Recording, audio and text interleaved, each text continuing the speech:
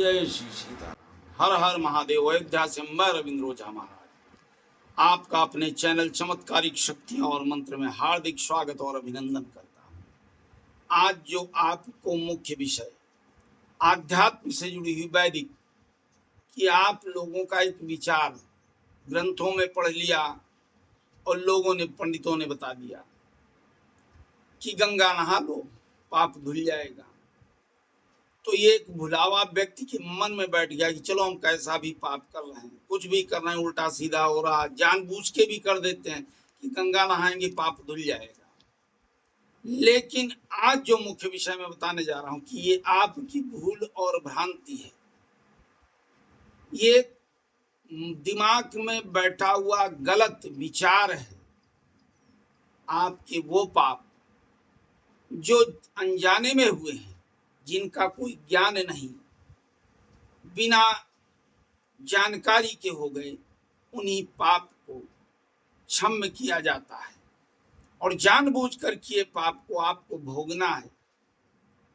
लोग और गंगा नहाने का भी उद्देश्य निष्कपट हो, कोई छल ना हो, कोई मन में दम्भ ना हो। माँ पार्वती और भगवान भोलेनाथ विचरण कर रहे थे आकाश में, लोग गंगा नहा रहे थे। भगवान माँ पार्वती ने देखा, कहीं बोली कितना अच्छा है प्रभु, लोग गंगा जी में नहा करके अपने पापों को धुल रहे हैं। और कितने प्रेम मग्न होकर भगवान भोलेनाथ ने कहा कि देखो ये जितने व्यक्ति हैं, ये कोई निश्चल भाव से नहीं नहा रहे हैं, गंगा को सिर्फ अपवित्र कर रहे हैं।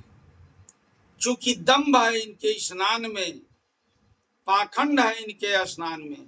माँ पार्वती को विश्वास नहीं, बोली नहीं भगवान देखे कितने प्रेम से हर हर गंगे हर हर गंगे। तो भगवान भोलेनाथ ने कहा कि माँ पार्वती सुनो, मैं तुम्हें दिखाता हूं कि स्नान पवित्र मन से कहीं एक व्यक्ति करता है। जितने व्यक्ति स्नान कर रहे हैं सिर्फ मन का एक दम्भ लेकर, सोच लेकर कि पाप धो रहा हूं, और फिर भी पाप को धो नहीं पा रहे हैं। कहीं ना कहीं इनमें छल कपट है, एक अभिमान है।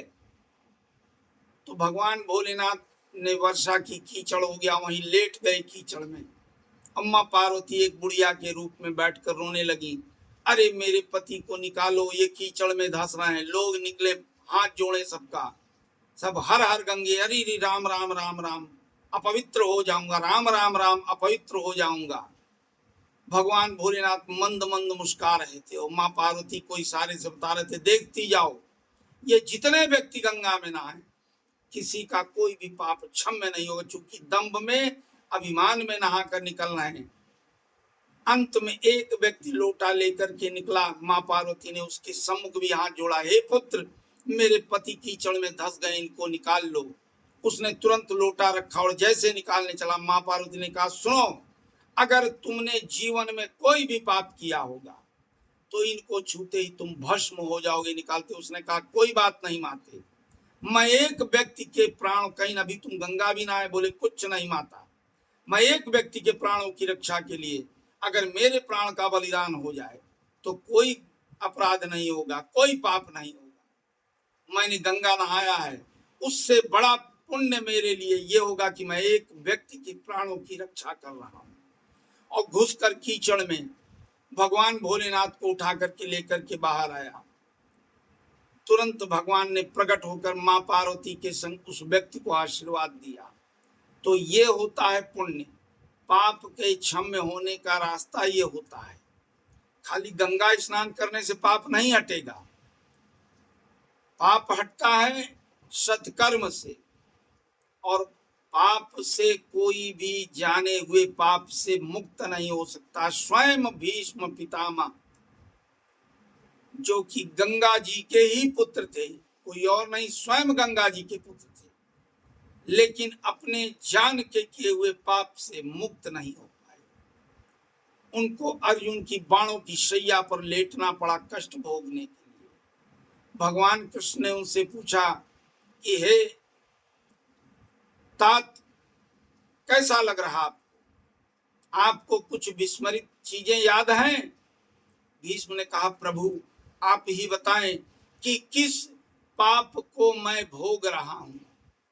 तो भगवान श्री कृष्ण ने बताया कि 100 जन्म, बोले भीष्म पितामह की 100 जन्म तो मुझको याद है, लेकिन उन 100 जन्मों में मुझसे कोई भी पाप नहीं हुआ, जाने अनजाने, तो ये कौन सा पाप है।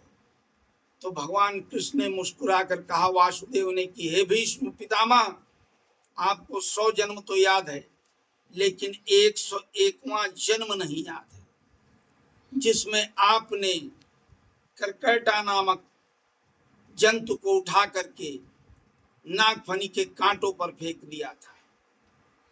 वो पीठ के बल कांटों पर गिरा और 18 दिनों तक तड़पता रहा। 18वें दिन उसकी मृत्यु हुई, लेकिन उसने मन में आपको श्राप दिया कि जैसा तूने मेरे साथ किया युवराज, ऐसा ही तेरे साथ भी घटित होगा। आपके पुण्य भाग से 100 जन्म आपने कोई कष्ट नहीं भोगा, लेकिन जिस समय से उसके श्राप की अवधि शुरू हुई, आपका वो पाप आज आपके सिर पर आ गया।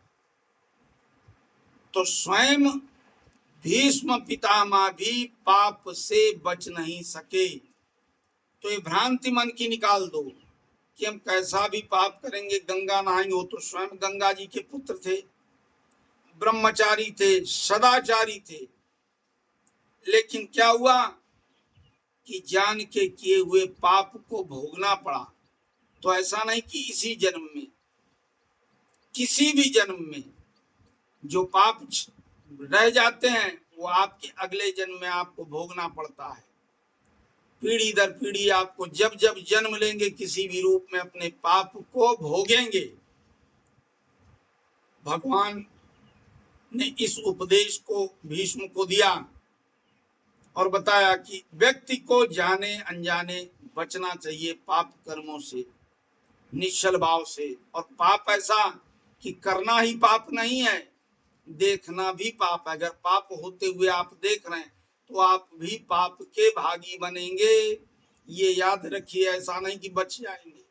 अगर आपने नेत्रों से पाप होते देख लिया तो आप भी उस पाप के भागी बनेंगे।